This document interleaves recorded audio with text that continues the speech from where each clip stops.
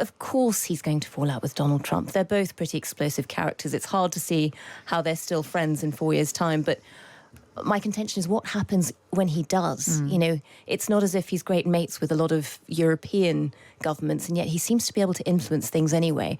I don't think that goes away. I'm slightly worried about this sort of slightly Bond villain-esque, a tech titan who has the ear of the world through his social media platforms, gets an awful lot of say, it turns out. We're going to talk about Tesla now, because could Elon Musk pay a price for his wholehearted support of Donald Trump?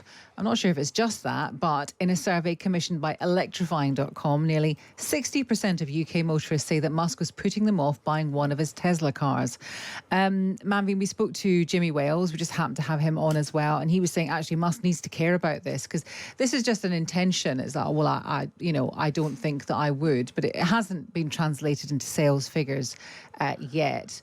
But Jimmy Wales was saying that this is something that actually Elon Musk does need to care about, because it's not Twitter, it's Tesla.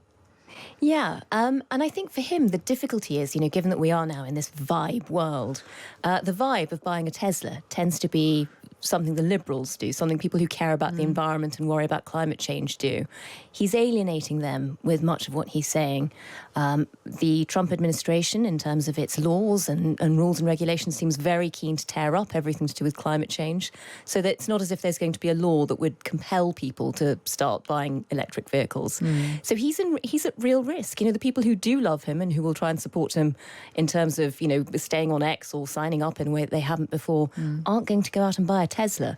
I think it if anything, it looks really good for the Chinese electric vehicles, basically, because that's where a lot of the liberals who want to be environmentally conscious will probably go. But, Will, so it's not just really his wholehearted support of Donald Trump, it's kind of the stuff that he's doing unilaterally, isn't it? The kind of the crazy things that Elon Musk is saying on social media. Yeah. The kind of interventions that he's staging that are kind of, many of them are fact-free. It's his slightly erratic behaviour, which more people are getting to see now than perhaps would have done before because of his position. He has got high on his own supply, hasn't he? In terms of I know this is quite frequently said, but the attention that he's receiving from having 200 million followers on his own social media platform has, I think, slightly warped his perception of reality. He's never been someone who's been very quick to correct himself when he's got things wrong. But now it's just reaching a stage of... one of the interesting sort of subplots of Musk at the moment is he keeps posting about how he's one of the best players of this video game in the world. And it turns out that he's paying people in China to play it for him while he's doing other things. But he just keeps posting that he's the #1 player on like Diablo 3 or whatever it is. And it is just quite strange. But the other side of this is that a lot of people over the last 20 years have bet against this man. And he ends up being the person who can, shoot the rocket into space and then catch it with paper clips, the equivalent of the mechanical engineering equivalent of paper clips. So I'm always a bit cautious about trying to second guess him. I don't know if a boycott of Tesla is going to make much difference. He might just do some other crazy thing and make loads of money. I mean, his net worth grew last year $213 billion. And that was despite all of the things I've just said, all of the erratic behaviour. How long do you think he'll last in the government, Maveen, the American government? Oh, it's so hard to tell. He clearly feels that he's not only already running the American government, but pretty much sort of running a lot of the world. He's making interventions here, he's making interventions across Europe. He's come out in favour of the AfD. There's Germany is looking towards elections. I mean, it's terrifying, the sort of impact he's able to have with X, which, we all used to say was a terrible investment. And suddenly here he is shaping the world because of it, being given inordinate amounts of power. So, I mean, of course he's going to fall out with Donald Trump. They're both pretty explosive characters. It's hard to see how they're still friends in 4 years' time, but my contention is what happens when he does. It's not as if he's great mates with a lot of European governments, and yet he seems to be able to influence things anyway. I don't think that goes away. I'm slightly worried about this sort of slightly Bond villain-esque, a tech titan who has the ear of the world through his social media platforms, gets an awful lot of say, it turns out. Will, how long do you think he'll last? I think he has been extraordinarily useful for Trump because he occupies the same position in our minds that Trump did in sort of 2015, 16.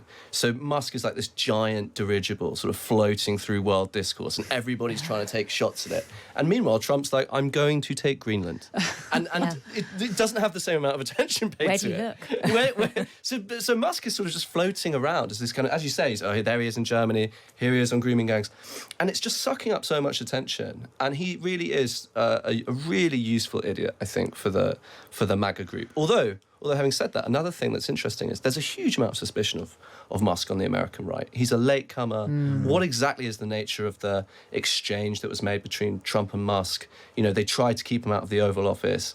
They're not, they don't like his views on migration. Yeah, for people who are America first. Yeah, that's been really controversial. And green, he made his money on a green technology. Yeah. So there's definitely fault lines there, but I do think at the moment it's super useful for the administration. Will, do we think that Donald Trump might give Keir Starmer a free pass when it comes to his demand that countries spend 5% on their defence? I think that we're in quite a lot of trouble, actually. Oh. Unfortunately, I had quite a chastening experience last week this time last week I was in a brunch place in Washington, D.C., watching the inauguration, surrounded by people my age, sort of between 25, 35, who are about to go and work for the administration. Everyone was wearing a red hat. And I was interested in finding out what they thought about Britain and what they thought about Starmer and Mandelson. Most of what they said about Mandelson in particular is not something I could say on the radio. Oh. And it's personal stuff? Very, very personal, right. Yeah. And I sort of said this to people who work in the government. I said, you do realise a lot of people who are going to work for Trump think this about Peter Mandelson. And they said, so that was interesting. And then I spoke to the most senior person I could find. I said, what do you think of Britain? And he sort of got my shoulder. He said, buddy, we don't think about you at all. So we already know that, though, don't we? I know. But it does make me...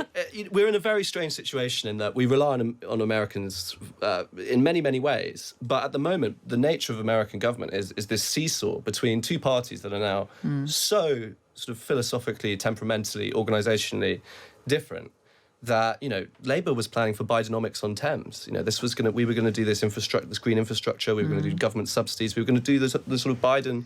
the Biden thing, and now we have a 19th century imperialist in the White House. So, Starmer, I think it's good that the summary was boring. I think the only thing we can do is duck for cover at the moment. Do you think they don't seem to have anything in common at all? No, is that a big problem? I mean, he didn't have anything in common with Theresa May. I would get Trump as close as we can to Prince William, who I'm not saying is like Trump, but someone with a bit of glamour who he can relate to. Donald Trump seems to like being around Prince William, doesn't he? He does. He likes his beard. He thinks he's very handsome. Let's encourage that. He loves royalty. He loves a palace. Apparently, this goes back to his mother. I was going to say he loves Scotland and he loves royalty. You can do something with that. His mother loved the Queen. He loved the Queen. So no, he's obsessed with royalty. So that is very much the bridge we should be using. But it's really hard to know how you have an impact. And you're right, these are two very different administrations, but actually the Democrats didn't really think much of us either. I think we always think more of the special relationship than the Americans do. I remember being in the Pentagon around the time of Brexit, and part of the Obama administration would sort of turn around and say, you've got to understand, you used to be our bridge to Europe. What's the point of you now? Oh my goodness. We have had these problems for a while, working out our significance, and the less we spend on defence, the less significant we become.